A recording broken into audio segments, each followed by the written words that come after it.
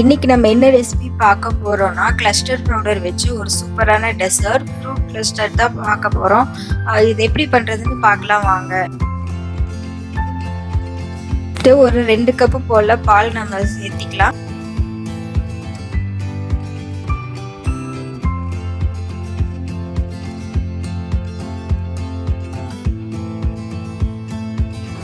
இப்ப பால் நல்லா காஞ்சிடுச்சு.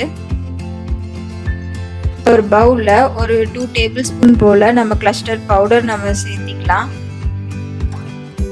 அப்புறம் ஒரு 2 டேபிள் ஸ்பூன் போல பால் நம்ம சேர்த்தி அது நல்லா கட்டி இல்லாம நீங்க கலந்துக்கோங்க.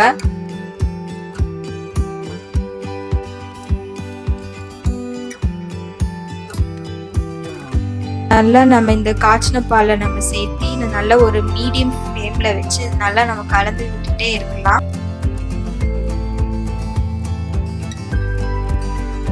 இது கூடவே ஸ்வீட்னஸ் இருக்கிறதுக்கோசரம் நான் ஒரு 1/4 கப்பு போல நான் சுகர் நான் சேர்த்திக்கிறேன்.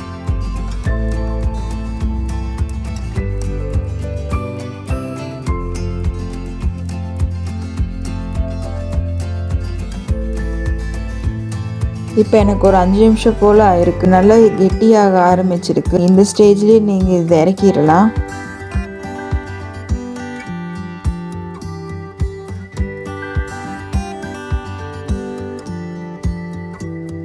அது ஆறுனதுக்கு அப்புறமா ஒரு பவுலை நம்ம டிரான்ஸ்ஃபர் பண்ணிக்கலாம்.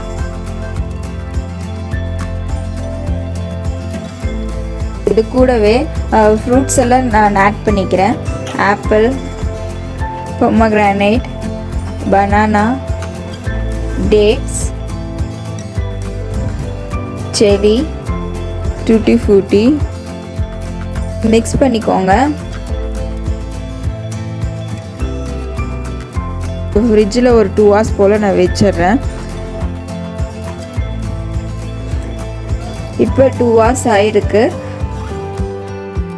சூப்பராக ஃபார்ம் ஆயிருக்கு.